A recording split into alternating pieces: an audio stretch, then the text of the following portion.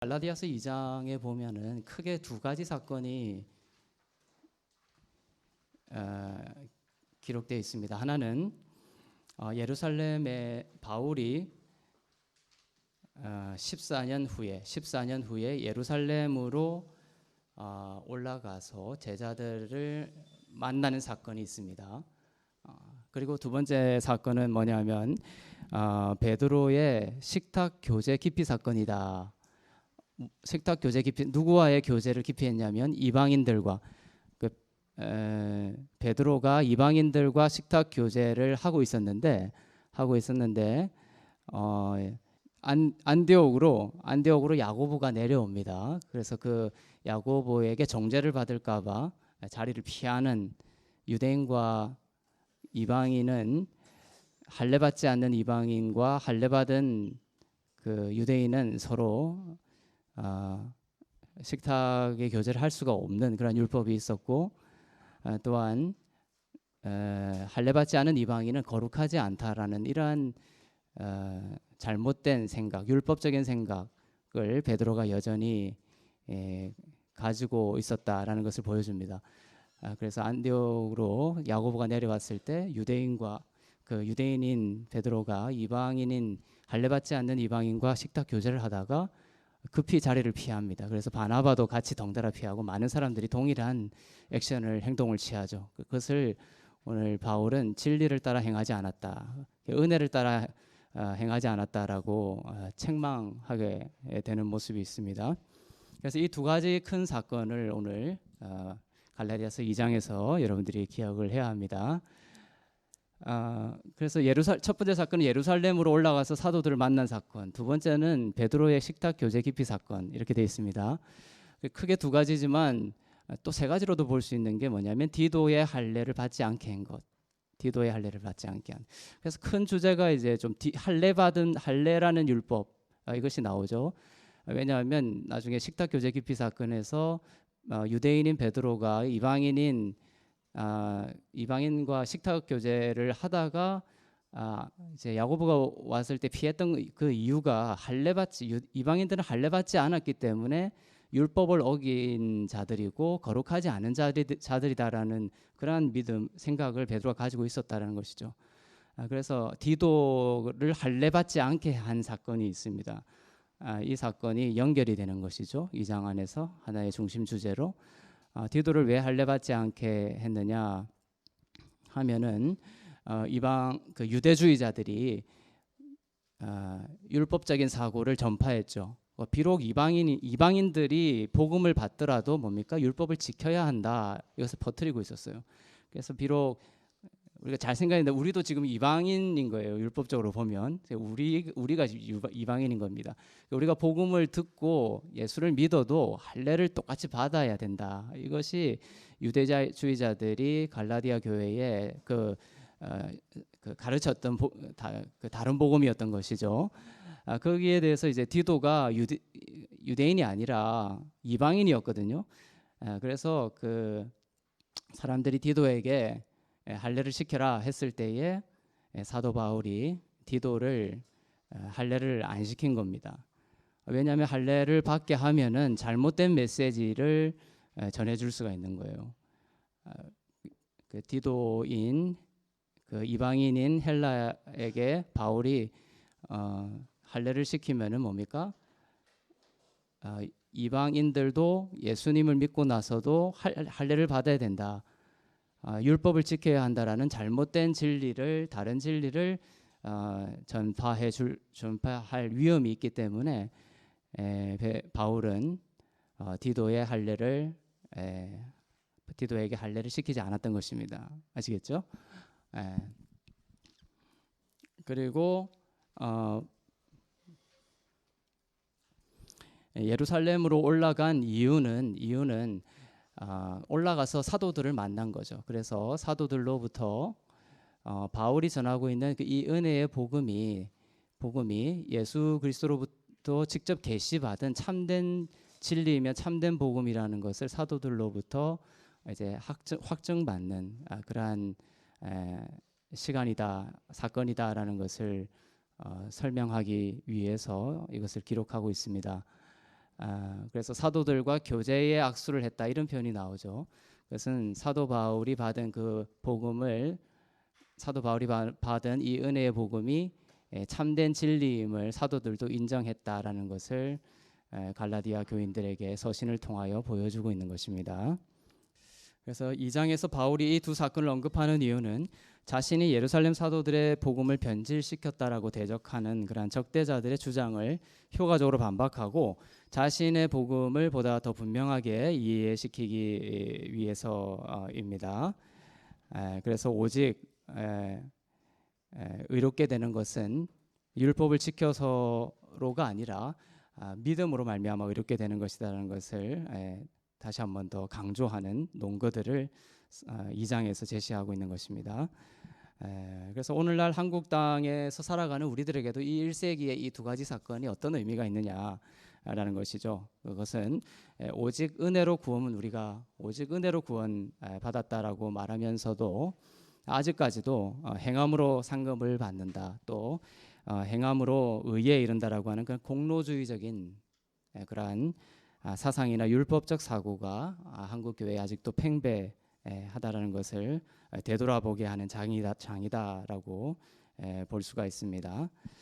그래서 그 성경에 보면은 예수님께서 믿음이 크다, 큰 믿음이다라고 한 곳이 딱 두 군데 나옵니다. 내 믿음이 너를 낫게 했다, 내가 믿음대로 될 거다 이렇게 말씀하시지만 특별하게 큰 믿음, 내 믿음이 크다, 또 여기 이스라엘에서 너보다 더 나은 믿음을 본 적이 없다 이렇게 큰 믿음을 이야기한 적이 딱 두 군데 있습니다. 그래서 예수님은 과연 어떤 믿음을 큰 믿음이라고 하셨을까? 그렇죠? 믿음이 큰 자는 그러니까 의는 믿음으로 말미암아 살리라 했잖아요. 그러니까 예수님이 말하신 이 큰 믿음, 이 큰 믿음을 우리가 가지면 뭡니까? 주 안에서 살아나고 또 생명을 얻는 것이 뭡니까? 우리에게 더 급속하고 또 강력하게 흘러온다는 것을 알 수가 있죠. 그래서 이 큰 믿음은 뭐냐라는 거죠. 그래서 큰 믿음이라고 한 곳은 두 군데인데 마태복음 8장하고 마태복음 15장에 나와요. 마태복음 8장에 보면 8장 10절 한번 볼까요?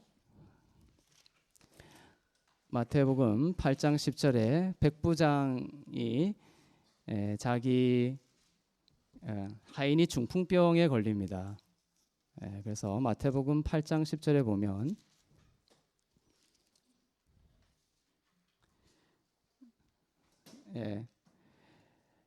그래서 백부장이 자기 하인이 중풍병 든 것을 고쳐달라고 했을 때에 예수께서 내가 가서 고쳐주리라 7절에서 그러죠. 그때 백부장이 아니다 말씀만 하십시오. 그럼 내 하인이 낫겠다 이렇게 하죠. 그래서 말씀만 하면 낫겠습니다라고 했습니다. 그래서 자기도 백부장이니까 군대장이니까 자기 수하에 부하들이 있으니까 자기가 오라고 하면 오고 가라고 하면 가니까 내가 종대로 이것을 하라 하면 할 것이니까 말씀만 해라 이렇게 말을 하죠. 그래서 이것이 이러한 대화를 통한 뒤에 10절에 보면은 내가 진실로 너에게 이르노니 이스라엘 중 아무에게서도 이만한 믿음을 보지 못했다. 우리말 성경에는 이렇게 큰 믿음을 본 적이 없다 이렇게 이야기하죠. 백부장입니다. 백부장, 강력한 힘을 가진 자죠. 힘을 가진 자입니다.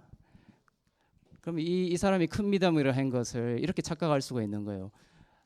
주님이 명령만 하시면 자기 수하에 있는 사람들도 왔다 갔다 하는 것처럼 주님이 명령만 하십시오. 꼭 올 필요가 없습니다. 이것이 큰 믿음인가 이렇게 생각할 수 있지만 아니에요. 왜냐하면 정반대에 있는 사람에게 똑같이 예수님이 큰 믿음이라고 했거든요. 그것이 15장에 나옵니다. 수로보니게 여인에게도 똑같이 큰 믿음이라고 합니다. 마태복음 15장 28절. 그 수로보니게 여인이 여기서는 이제 두로와 시돈 지방에 있던 가나안 여인인데 병행 구절에 보면 수로보니게 여인이라고 나오죠. 그래서 딸이 귀신이 들려서 괴로워하고 있는데 예수님과 이제 대화를 해서 낫게 해달라고 합니다. 그때 예수께서 매몰차게 말씀하시죠. 내가 이스라엘의 잃어버린 양들 외에는 보냄을 받지 않았다. 그죠? 이 여인은 이스라엘의 양이 아니라는 거죠. 뭡니까? 이방인이라는 것이죠. 그래서 여인이 이방인이라도 뭡니까? 좀 자기 딸에게 있는 그 귀신을 쫓아내 달라고 예수님께 요청을 하면 예수님이 들어줘야 되지 않습니까? 근데 예수님이 뭡니까? 아주 매몰차게 얘기하죠. 나는 이스라엘의 잃어버린 집 외에는 보내받지 않았다. 너는 뭐라는 개라는 거죠. 개라는. 왜냐하면은 26절에 보면 예수께서 대답하셨습니다. 자녀들의 빵을 가져다가 개들에게 주는 것은 옳지 않다. 이렇게 해서 이 여인이 이스라엘 백성이 아니라 개라는 것을 알려줍니다. 당시 개는 사람 취급받지 않았죠. 그래서 여인이 개들도 주인의 상에서 떨어지는 부스러기를 먹습니다. 이렇게 이야기를 합니다. 28절에 보면 예수님께서 여인아 내 믿음이 크다 이렇게 답니다. 내 소원대로 될 것이다. 그 여인의 믿음을 이제 크다라고 말하죠. 그래서 뭐 이것은 제가 지금 하려고 하는 중심 주제는 아니지만 왜 예수님이 이렇게 매몰차게 이 여인을 대했느냐, 그죠? 그것은 제가 1대1이나 또 요한복음 이런 데서 말을 했지만 수르보니게 여인은 이방인이죠. 예수님은 이방인에게 조건 없는 사랑과 기적을 베푸시길 원하세요. 그런데 여인이 이방인이 아니라 유대인 척하고 예수님한테 다가가죠. 수르보니게 여인 사건 제일 처음에 보면 여인이 이렇게 부르짖습니다. 다윗의 자손이여. 이것은 유대인들이 예수님을 부를 때 쓰던 문장이에요. 그러니까 이 수르보니게 여인은 내가 지금 이방인이라는 것을 예수님이 알면 나를 사랑할까?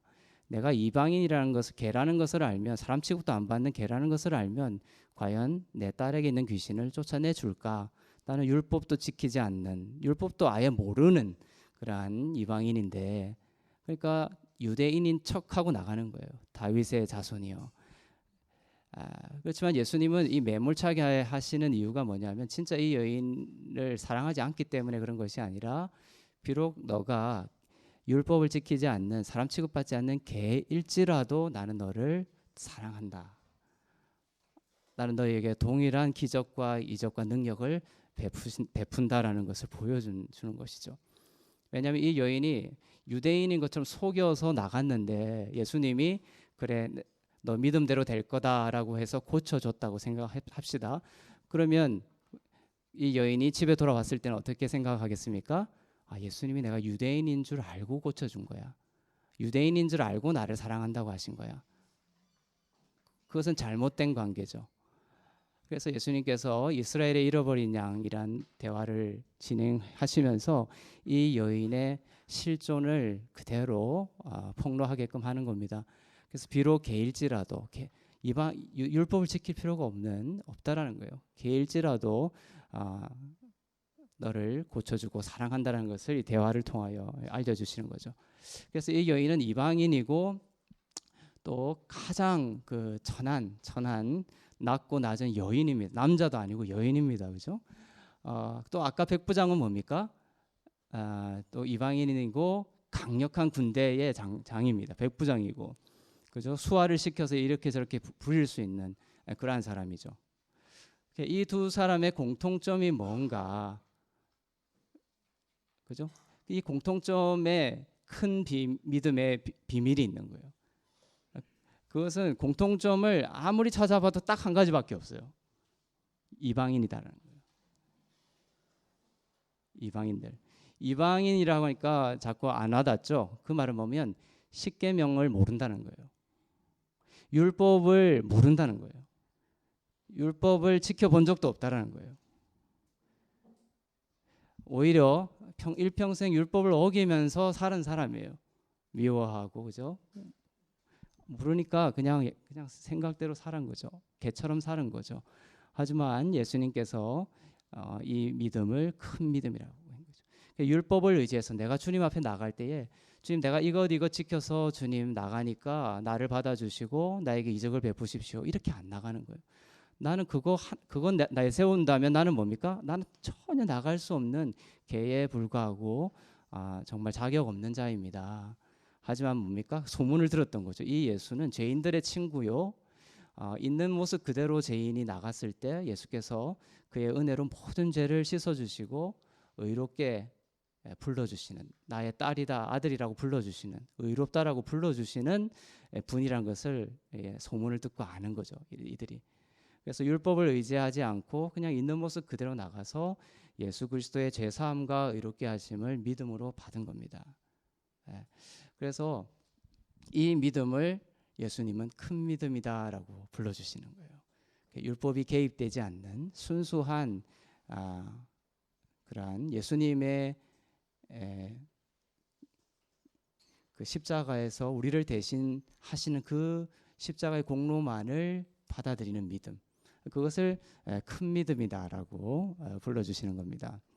그래서 우리가 구원에는 자격이 필요한데 이렇게 이상하죠. 구원에는 자격이 없는데 제가 자격이 필요하다고 하니까 구원에는 자격이 필요한데 그것은 어떤 자격이 필요하냐면 자격 없다라는 자격만 필요하다. 우리에게는 구원받을 만한 율법적으로 봤을 때 아무런 내세울 자격이 없다라는 그러한 믿음, 그것만이 우리에게는 필요하다. 그것만을 의지해서 나아갈 때에 하나님께서는 우리에게 예수 그리스도의 이름으로 말미암아 놀라운 구원을 약속해 주시는 것입니다. 그래서 율법을 지켜서 죄사함을 받고 의롭게 되는 것이 아니라 예수님의 은혜로 오직 예수 그리스도, 나는 죽을 죄인이지만 예수께서 나를 대신하여 형벌을 받으시고 죄를 용서하시고 의롭게 하셨다라는 이 믿음 안에 안식하는 거예요. 안식하는 것. 그것을 믿음으로 나아갈 때 뭡니까? 자녀들이 돌아오는 거예요. 집을 나간 자녀들이 돌아옵니다. 예수 그리스도 안에서 내가 의롭다. 이것이 안식입니다. 안식의 표현이에요. 안식은 뭐냐면 예수께서 다 이루셨다라는 것을 믿음으로 받아들이는 거예요. 요한복음 19장 30절에서 예수께서 내가 다 이루었다라고 말씀하시죠. 이것이 십자가에서도 가장 최고봉의 말씀이세요. 헬라어로는 테텔레스타이, 영어로 하면 it is finished, 끝났다라는 거예요. 수동형으로. 수동형이고 완료 수동형이죠. It has been finished. 정확하게 얘기하면 완전히 끝났다라는 거예요. 우리가 치러야 될 죄값을 예수께서 치르는 것이 완성됐다라는 겁니다. 그래서 우리의 모든 죄를 용서하시고 우리를 의롭게 하는데 필요한 모든 값을 지불하셨다라는 겁니다.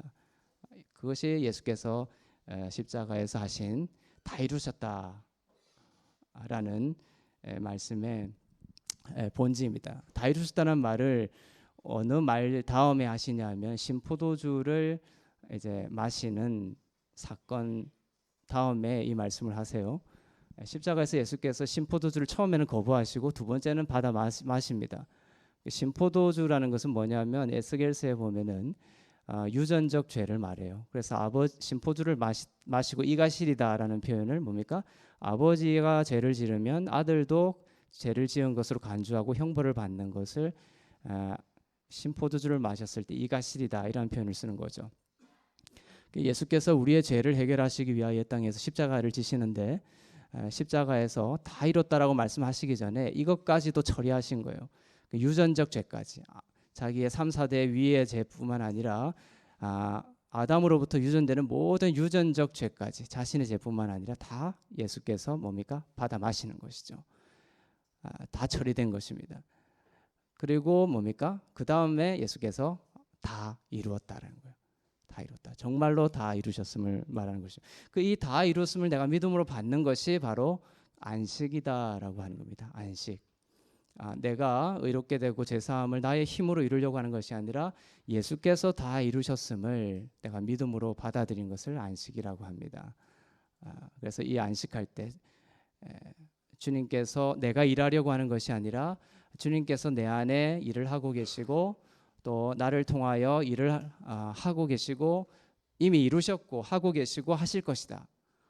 이러한 모든 시제에 걸쳐서 하시는 분이 예수 그리스도이심을 내가 믿음으로 받아들일 때 뭡니까?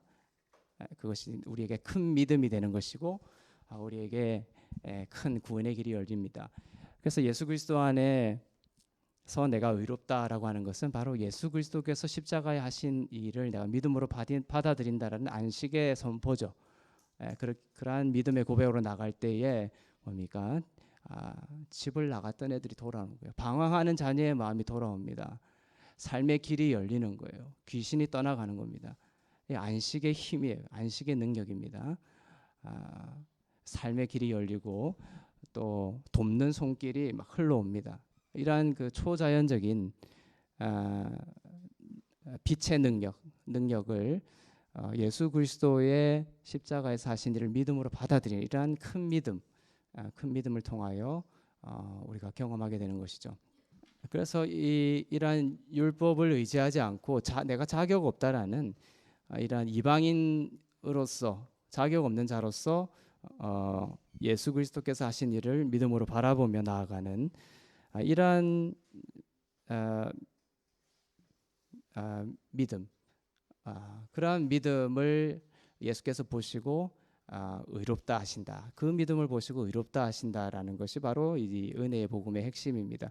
그래서 오늘 갈라디아서 2장 16절이 2장의 핵심 구절이죠. 사람이 의롭게 되는 것은 율법의 행위로 말미암음이 아니요 오직 예수 그리스도를 믿음으로 말미암은 줄 안다. 그죠? 사람이 의롭게 되는 것은 율법의 행위로 말미암음이 아니요 오직 예수 그리스도를 믿음으로 말미암는 줄 안다. 이것을 이제 이 핵심 2장 16절 내용의 이 핵심적인 내용을 이 은혜의 복음의 핵심을 이렇게 강조하고자 오늘 두 가지 사건을 열거하고 있는 것입니다. 사도들에게 가서 이것을 확증받는 것, 그리고 베드로의 식탁 교제 기피 사건을 통하여 베드로를 책망하는 이러한 사건을 보여줍니다. 하겠습니다. 여기 보면은 2장 1절에 보면 제일 첫 절에 2장 1절에 14년 후에 이렇게 돼 있죠. 14년 후에. 그래서 이 14년 후가 기준이 뭐냐는 거예요.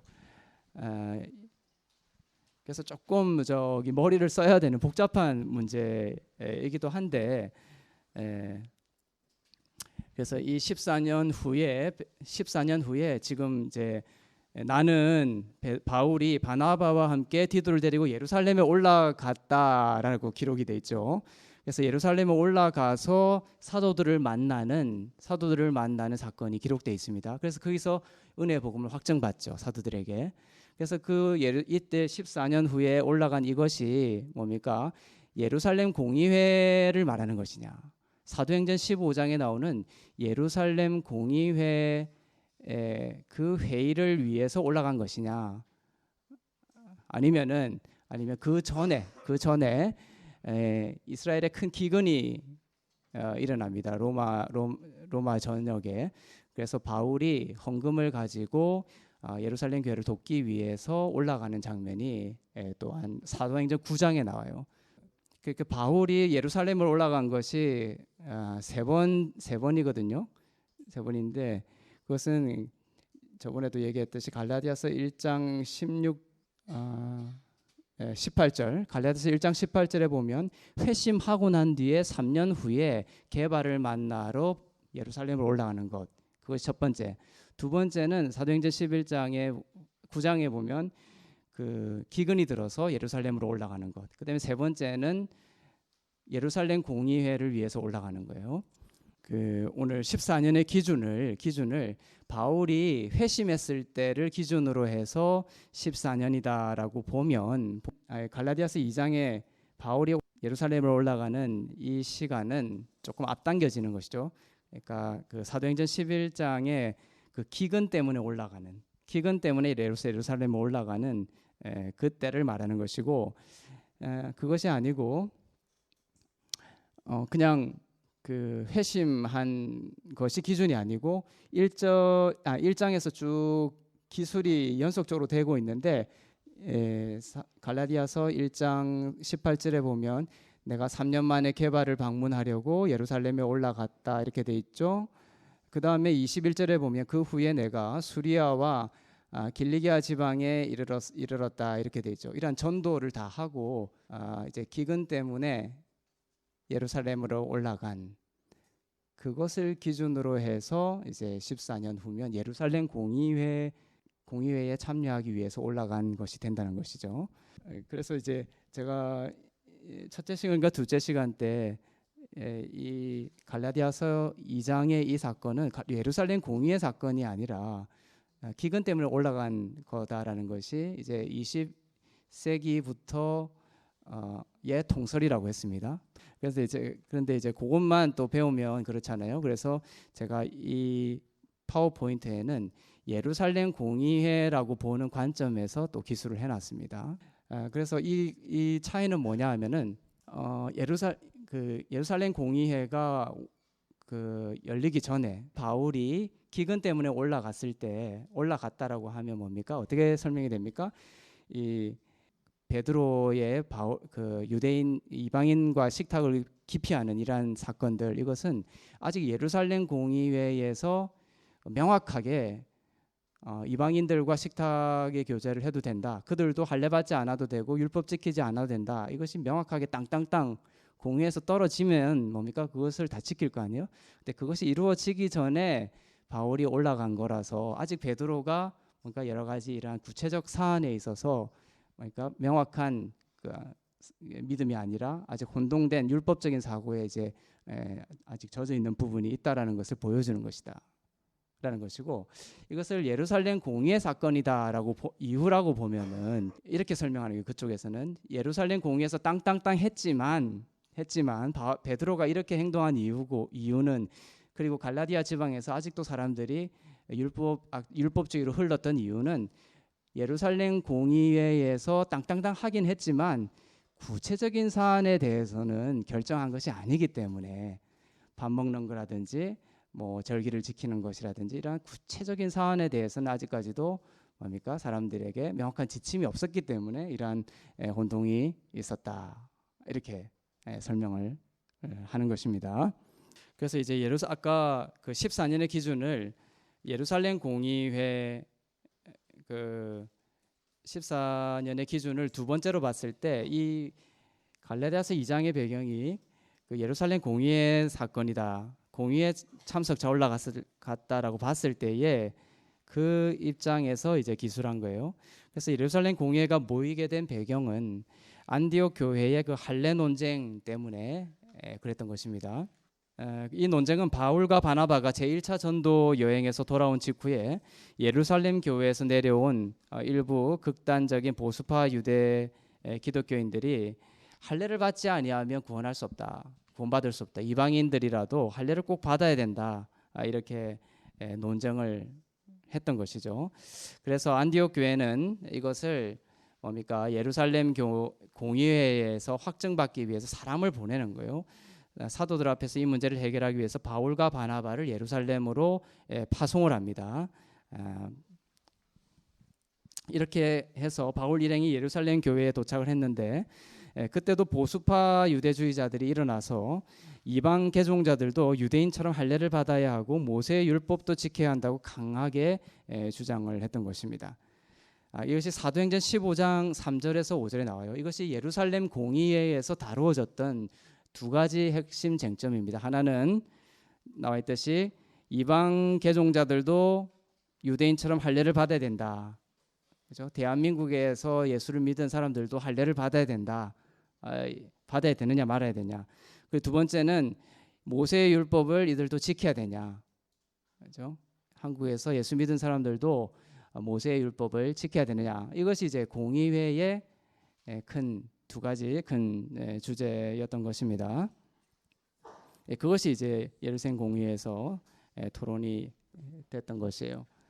그래서 오랜 토론 후에 베드로가 일어납니다. 사도행전에 보면 15장에 보면 자신의 사건을 자신이 이전에 그 이방인 고넬료 집에서 겪었던 그 사건을 예루살렘 공회에서 베드로가 말하면서 이방인들은 오직 그들에게 모세의 율법을 지켜갈 필요가 없다라는 것을 회의에서 이제 강조를 합니다. 너희가 어찌하여 하나님을 시험함으로 우리 조상과 우리도 능히 매지 못하던 멍에를 제자들의 목에 두려느냐, 그죠? 그래서 모세의 율법을 지키는 것을 유대인들도 하지 못했는데 왜 이방인들에게 이것을 지키라고 하느냐? 그래야 구원받을 수 있다고 하느냐? 이렇게 이제 했던 것이죠. 그래서 고넬료 가정에서 베드로가 그 상기시킨 사건은 뭡니까? 고넬료는 이방인인데도 불구하고 뭡니까? 그 고넬료의 가정에 성령이 불같이 임하는 이야기합니다. 그리고 회개들이 막 일어나고 고넬료가 율법을 지킨 것도 아닌데 성령이 임재했던 것을 이야기하면서 두 번째 점에 나오는 것처럼 바울의 구원론과 동일한 그 초대 교회의 구원관을 분명히 선언한 거예요. 우리가 저희와 동일하게 주 예수의 은혜로 구원받는 줄을 믿노라 이렇게 말을 했습니다. 그래서 바나바와 바울의 선교 보고 후에 야고보도 일어나서 이방인 선교는 구약 예언의 성취임을 밝히면서 이방인에게 할례를 비롯한 율법의 멍에를 메우는 것을 거부했던 것입니다. 그래서 마지막 이게 중요하죠. 이렇게 해서 바울과 예루살렘 교회의 사도들 사이에는 이러한 신학적인 합일점이 이루어졌고 그들은 바울을 대동한 파트너로 인정하고 바울의 그 할례와 율법이 없는 복음을 정당하다고 인정한 것입니다. 그래서 저번에도 얘기했지만 할례가 필요 없다. 이제 우리가 율법에 대해서 죽었다. 이렇게 얘기할 때 그 율법을 우리가 그냥 제사 지내는 것, 그다음에 할례 받는 것, 그다음에 안식일을 지키는 것, 그다음에 성막에 제사 지내는 것들, 그다음에 절기 지키는 것들, 뭐 이런 것들만을 율법이다라고 생각하면 안 되는 거예요. 율법에 대해서 죽었다라고 말할 때 이 율법은 우리가 더 이상 그 율법의 멍에로부터 자유롭게 됐다는 것은 그러한 의식법과 제사법만 말하는 것이 아니라는 거예요. 십계명까지도 이야기하는 거예요. 그리고 십계명에서 비롯된 613개의 하위 법률까지 전부 우리가 그 율법에 대해서 죽었다는 거예요. 그리고 생명의 성령의 법으로 살아가는 자들이 된 거예요. 그래서 율법의 핵심이 사랑인데 생명의 성령의 법은 그 율법의 가치를 무시하는 것이 아니라 그 율법을 지킴으로 인해서가 아니라 율법의 핵심적인 사랑을 하고 또 사랑을 흘려보낼 수 있는 그러한 더 높은 가치를 생명의 성령의 법으로 뭡니까? 직접 친히 내 안에서 그리스도께서 살아가시는 그러한 세대들이 된 것이에요. 그래서 우리가 이 율법에 대해서 죽었다. 할례와 율법 없는 복음을 이제 가지고 살아가는 자들이라고 했을 때 이것을 의식법과 제사법만으로 생각해서는 안 된다는 것을 다시 한 번 더 강조합니다. 로마서 7장 4절에 보면 그러므로 내 형제들아 너희도 그리스도의 몸으로 말미암아 율법에 대해서 죽임을 당했다 이렇게 돼 있죠. 그래서 의식법과 제사법만 얘기하는 거다. 여기서 이 율법은 그러니까 뭐 그 할례 같은 거 이런 것은 우리가 이제 안 지켜도 된다. 또 제사 같은 거 이제 안 지켜도 된다. 그렇게 이야기를 하는 것이죠. 하지만 그 십계명을 비롯한 613개의 법은 율법적으로 우리가 지켜 나가야 된다. 동일하게. 그러니까 예를 들면 십계명에서 뭐 주일에 대한 안식일에 대한 이야기들이 나와 있으면 그 613개의 하위 법률에 보면은 그 주일에는 뭐 이제 5마일 이상 이제 걸으면 안 되는 몇 마일 이상 걸으면 안 되고 그다음에 뭐 이제 그 엘리베이터 같은 것도 절대 누르면 안 되게 돼 있고 뭐 이런 게 있어요. 그러니까 이런 하위 법률까지도 다 지켜 나가야 된다라는 그러니까 의식법과 제사법만에 대해서 죽었고 나머지 법률은 율법은 다 지켜야 된다. 이것이 이제 한 파입니다. 그런데 이제 보면은 율법에 대해서 죽었다라고 전개를 하면서 7장 4절에서 이 율법을 그대로 쭉 하면서 7장 7절에 보면 그런즉 우리가 무슨 말을 하리요 율법이 죄냐 그럴 수 없느니라. 율법이 잘못된 거 없죠. 너무나 완벽하기 때문에 문제인 거죠. 그죠? 우리는 그 율법을 지킬 수 없는 사람들이기 때문에 그래서 율법으로 말미암지 않고는 내가 죄를 알지 못하였으니 그 율법이 탐내지 말라. 10계명의 10번째 계명이죠. 율법이 탐내지 말라 하지 아니하였더라면 내가 탐심을 알지 못하였으리라. 그러니까 지금 로마서 7장에서 바울이 계속 내가 율법에 대해서 죽었다라고 하는 해방되었다라고 하는 것은 의식법과 제사법만 말하는 것이 아니라는 것이 드러나죠. 그러니까 이 학자들의 논쟁 가운데 이 구절을 무시하는 거죠. 거기서는.